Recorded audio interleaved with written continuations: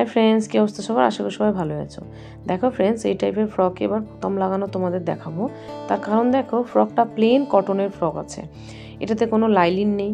কিন্তু দেখো এটাতে কিভাবে বসবে একটা বোতাম, বোতাম তো ছিঁড়ে যাবার ভয় থাকে। তাই জন্য দেখো তোমাদের একটা টপ টিপস বলছি। এইরকম করে 4 ভাঁজ করে নিয়ে সেম কাপড়েরই একটা টুকরো কেটে নেবে। কেটে নিয়ে আগে যেখানে বোতামের পয়েন্ট মার্ক করেছি জাস্ট সেখানে একটা দেখো পেছন দিক থেকে টেক লাগিয়ে নেবে। তারপরে কি করতে হবে, এইভাবে দেখো বোতামটা ওর উপরে স্টিচ করব। তাহলে কি হবে, এই যে কটনের লাইলিন দেওয়া নেই, কটনটা খুব হালকা হয়, পিওর কটন। এই বোতামগুলো লাগাবার পরে কিন্তু তোমরা যখন নর্মালি সেলাই করবে তখন কিন্তু দেখবে কুঁচকে থাকবে। এবার এইভাবে কিন্তু উল্টো দিক থেকে চেপে চেপে সেলাই করে দেবো, আর সোজা দিকে করবোই না।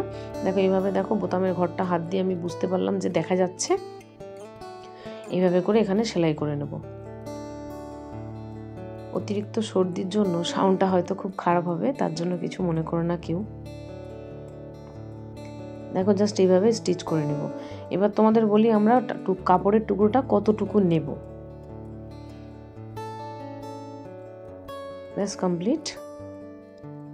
আমরা কিন্তু সবকিছু উল্টো দিকেই করছি, উল্টো দিকে গিট ওই কাপড়টার উপরে বেস করে কিন্তু সবকিছু করে নেব।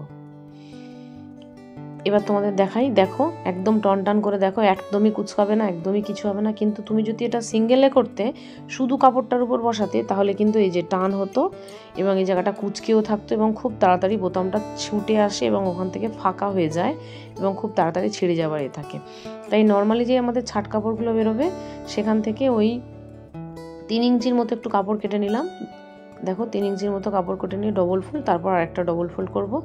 করে কিন্তু এই কাপড়টা জাস্ট বোতামের পেছনে দিয়ে লাগিয়ে দিলেই কিন্তু ব্যাস হয়ে যাবে। বোতামের ফিনিশিংও আসবে, এভাবে দেখো এভাবে বসাতে হবে। বোতামের ফিনিশিংও আসবে এবং কাপড় কুচকেও থাকবে না এবং বোতামটা লাস্টিংও হবে, বোতামটা ছিটে আসবে না। দেখা হচ্ছে নেক্সট ভিডিও। Thank you.